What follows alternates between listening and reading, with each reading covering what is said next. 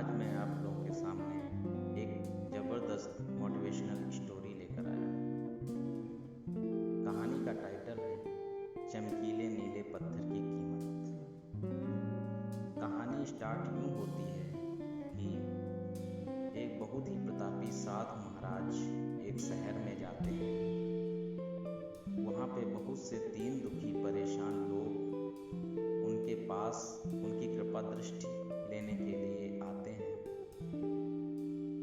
ऐसे ही एक दिन बहुत ही दुखी और एक गरीब व्यक्ति उनके पास आया और उसने साधु महाराज से बोला, महाराज, मैं बहुत गरीब हूँ, मेरे ऊपर कृपा कीजिए।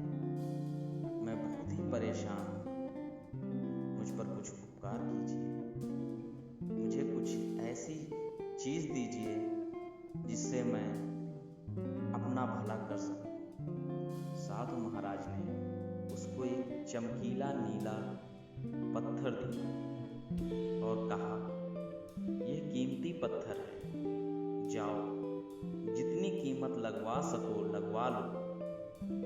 और वो आदमी उस कीमती पत्थर को लेकर बाजार में बेचने के लिए निकल पड़ा। सबसे पहले वो एक फल विक्रेता के पास पहुंचा। उसने फल विक्रेता को वो पत्थर दिखाया और उससे उसकी कीमत जाननी चाहिए। फल विक्रेता ने कहा, मुझे लगता है ये नीला शीशा है, महात्मा ने जो तुम्हें दिया हुआ है, ये सुंदर है और चमकदार है, ये अच्छा दिखता है, इसके लिए मैं तुमको 1000 रुपये दे सकता हूँ। वो आदमी निराश हुआ और वो आगे ज़्यादा कीमत पाने के उद्देश्य से मार्केट में आगे बढ़ा। और इसके बाद वो एक बर्तनों के व्यापारी के पास पहुंचा। उसने बर्तन के व्यापारी को वो पत्थर दिखाया और उसको बेचने के लिए उससे उसकी कीमत पूछी। बर्तनों के व्यापारी ने ये बोला कि ये पत्थर कोई विशेष रत्न है और मैं इसके तुम्हें 10,000 रुपये दे सकता हूँ। वो आदमी सोचने लगा कि इसकी कीमत और अधिक होगी और यह सोच के उसने वो पत्थर उस बर्तन के व्यापारी को नहीं दिया और वो इसकी अच्छी कीमत पाने के लिए आगे निकल गया। आगे बढ़ने पर वो एक सुनार के यहाँ गया। सुनार ने उस पत्थर को ध्यान से देखा।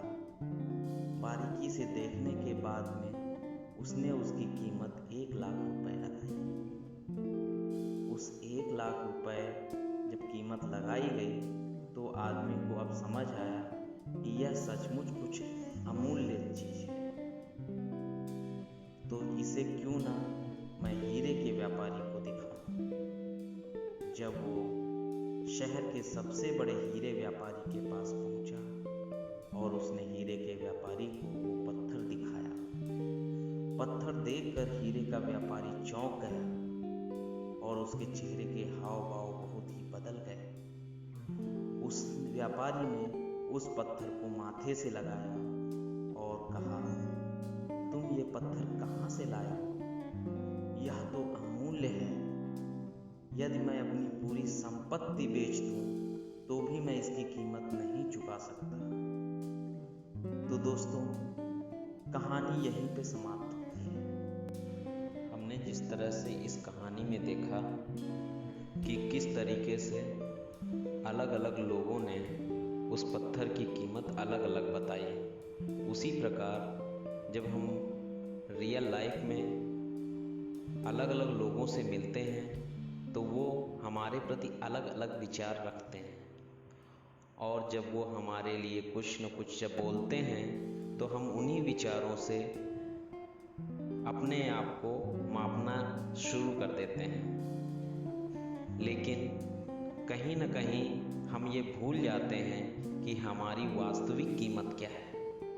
हम अपनी वास्तविकता को पहचानने में अनभिज्ञ रहते हैं, जिसके कारण हम वो चीज़ें नहीं कर पाते कि हम हकदार हैं। तो दोस्तों, हमें दूसरे लोगों से राय लेने से उचित है कि हम अपना निर्णय खुद करें और अपने बारे में अपनी राय खुद बनाएं, क्योंकि हम वही बनते हैं जो हम सोचते हैं। अगर हमारी सोच लोगों की सोच पे डिपेंड करेगी तो हम कभी भी सक्सेस नहीं होंगे और हमारी ज़िंदगी में वो खुशियाँ कभी नहीं आएंगी जो एक एक्साइटिंग पर्सन की होनी चाहिए।